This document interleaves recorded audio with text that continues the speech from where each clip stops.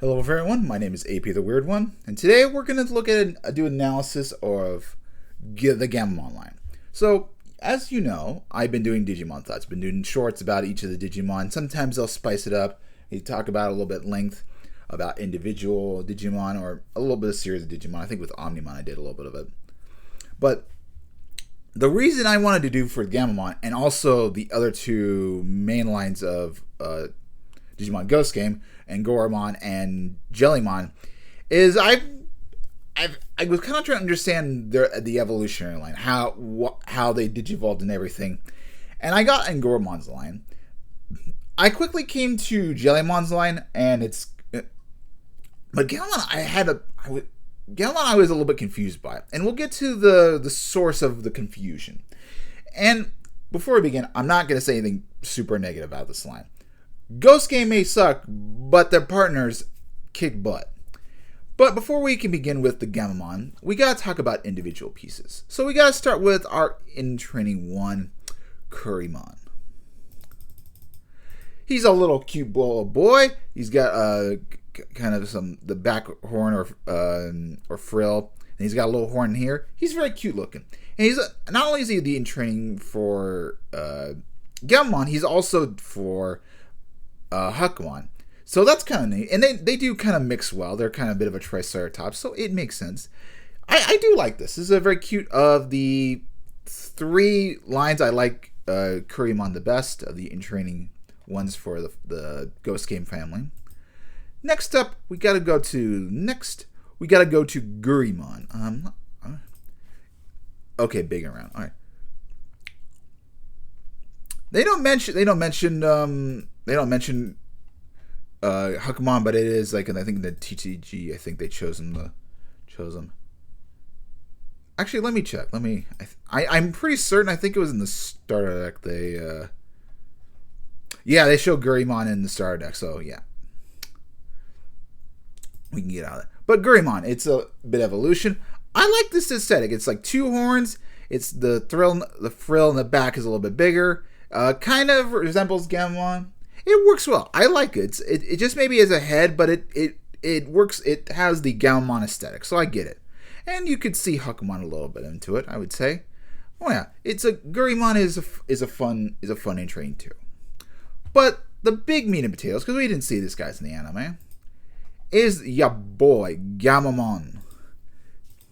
This bad boy, this cute boy. He is he was very cute and charming. He was a little kid. He was Hero's little brother. That's kind of how the purpose.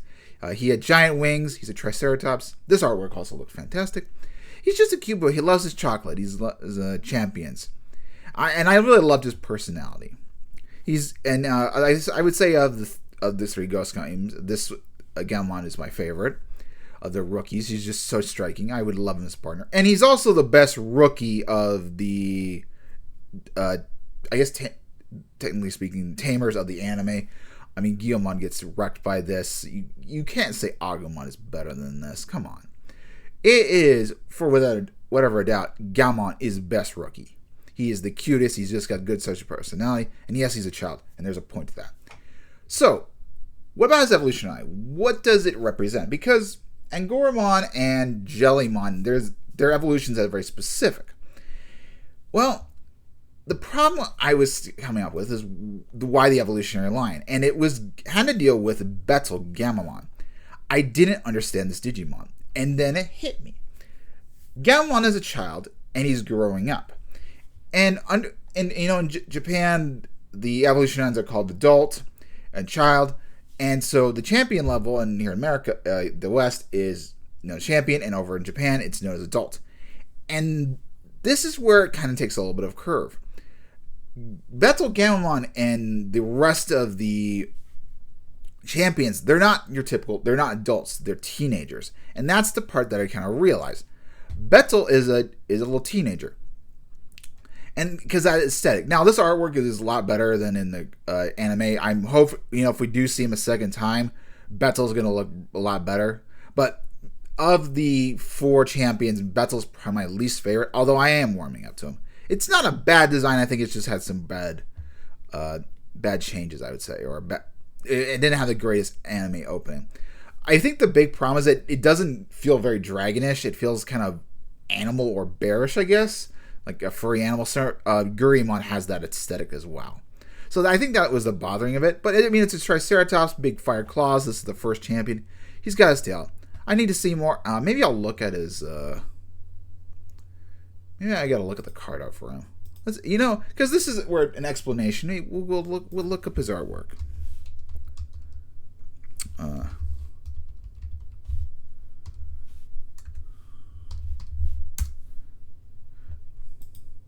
Oh, that's not too bad. Yeah. This is the. Yeah, this gives off a very teenage vibe. This isn't too bad, but it also has the teenager angst. So yeah, it's a bit teenager, and that's kind of the point of it. And I guess I just don't dig it aesthetically in comparison to other ones. Moving on to his aerial version, he's got explore different pathways. Actually, hold on. Oh, this is the okay. That's the reprint. That's a reprint. So, okay. We have Gauss Gammamon. He's the flyer version. I might have to say this is my favorite next to Gulus. But yeah, I like the blue aesthetic. He's he glides around. He's a little bit of flight path. He's pretty cool looking. I dig the blue. And they're based off the stars and the RBG, the coloring. So yeah, Gauss Gammamon is cool. Maybe if his wings are a little bit more separated, maybe I'd like it a little bit better. But otherwise, Kelsey's cool. He's the more adventurous type. Then we move over to Wezen. Our gunner. He's got the American side of these big giant cannons. This was also. I like this design as well, but I think Gauss is roaming up on me. But yeah, 2 giant cannons. He moves a bit slow. I think he actually. He has some thrusters, but yeah. Wezen is pretty cool. I like his giant cannons. He's not the most versatile, but he's still cool. He's a good champion. And then we move on to Gulus, the infected or dark, infected as we learned, but the dark evolution to Gammamon, the bad boy himself. This champion reeks of havoc. He was level ultimate. He has ultimate level strength. This is this is the coolest Gammamon champion.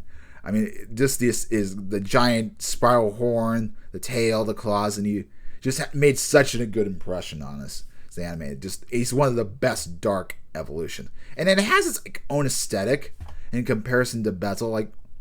You can see the resemblance, but just Goose stands out so much better. It makes it seem like he's his own beast. So yeah. The Ghoul is the top boy, and he's the edgy teenager lord. He had some tragedy. That's what I'm going for. Of course, now we gotta move on to the ultimates. We gotta move on to the primary one, the one we saw in the anime, Kano Weissmon. And I think I do want to look up some of his artwork just in case. I do have a Kano Weissmon card. But we'll look at that in a sec. But Kano Weissmon, I think of the champions, this might be my least favorite. But this is when when Gammamon is young adult stage. We're gonna say that. He just got out of high school. He's he's looking for a job, looking for a purpose. He's got some skills, or maybe he's just fresh out of college. Maybe I think is another term you could use. But he's got this giant wings, these claws. He's just a kind of basic dragon, so maybe that's why it doesn't necessarily stick with me, but he's not it's not a bad artwork. It's good. It's just I think maybe a little bit boring. And I think this is the one I have. This is not terrible, and I think the alt art is not too bad. And then we have a little bit more anime picture of Kano Weiss. I do like the artwork of the research and booster packs. Those are still pretty cool. This is the alt art. So yeah, Kano Weissmon. I don't want to not. Kano Weissmon is still a good looking Digimon. I just think it's a bit boring. It's just a red flying dragon. It's cool, but if we're going anime experiences, maybe it's an 8 out of 10. It's great. It's good, but it's not quite super good. Moving on, because we had the Vital Bracelet, and then the card game more or less confirmed it. He's got some other ultimates. We have Fumamon, his ninja cyborg.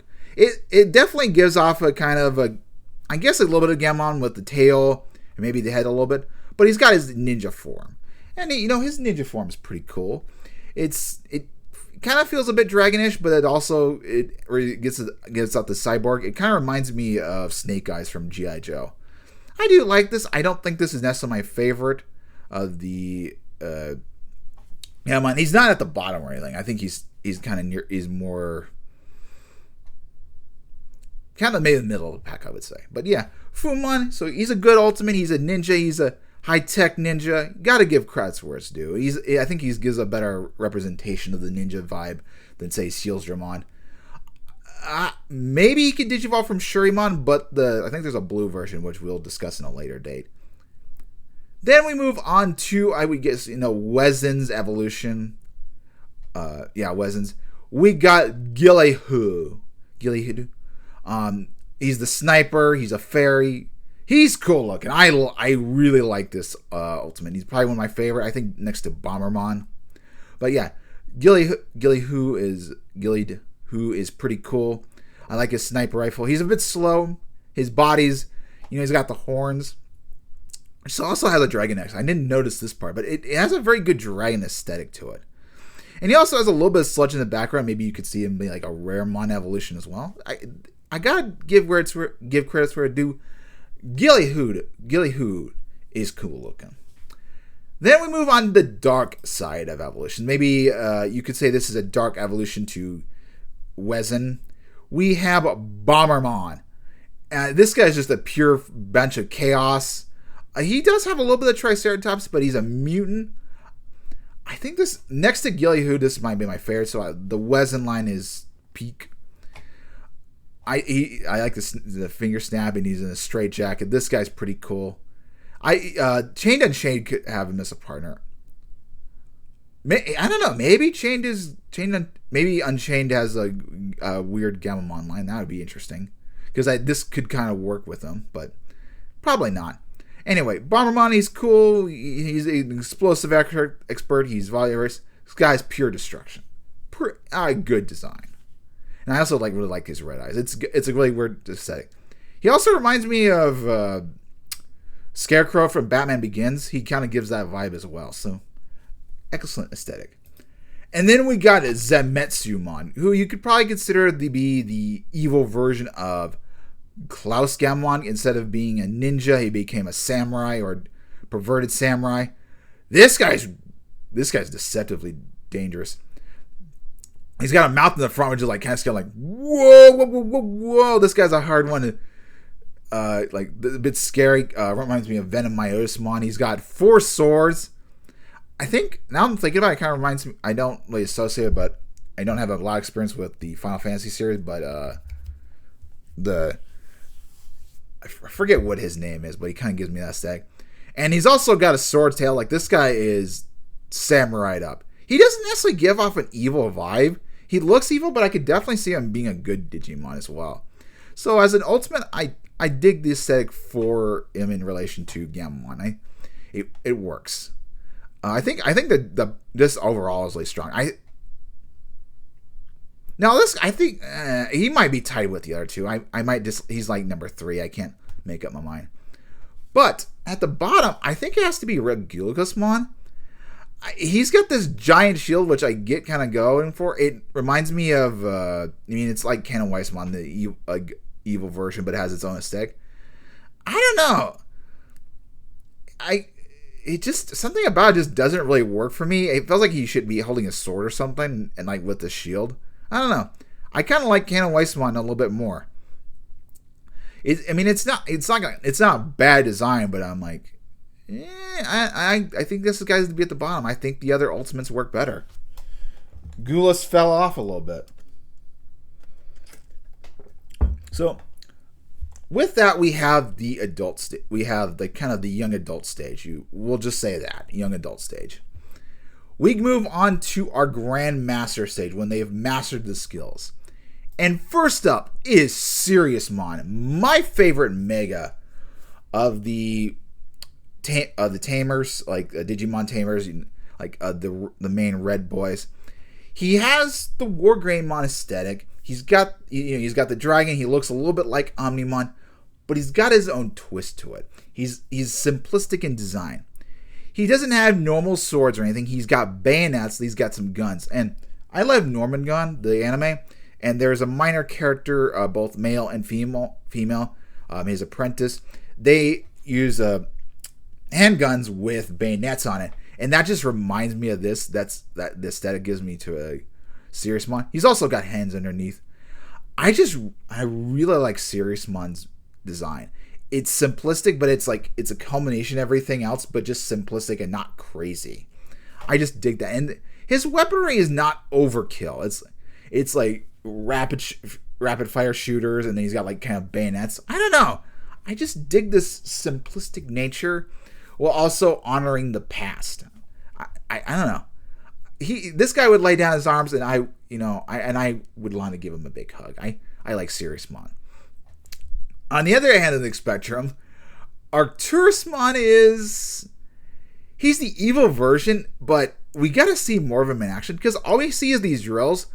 We're not entirely certain if he's got blasters underneath. I'm kind of thinking he would use like bombs, like inherent like a Bombermon. He would just shoot like these giant bombs out, or maybe just like a shotgun blast or something. He wouldn't have like a pea shooter. He would be a little bit different from Seriousmon. But so far we only know he's got drills. And maybe these drills go away and then he's got like proper hands. I don't know. I dig the coloring and everything, but I just like Seriousmon more.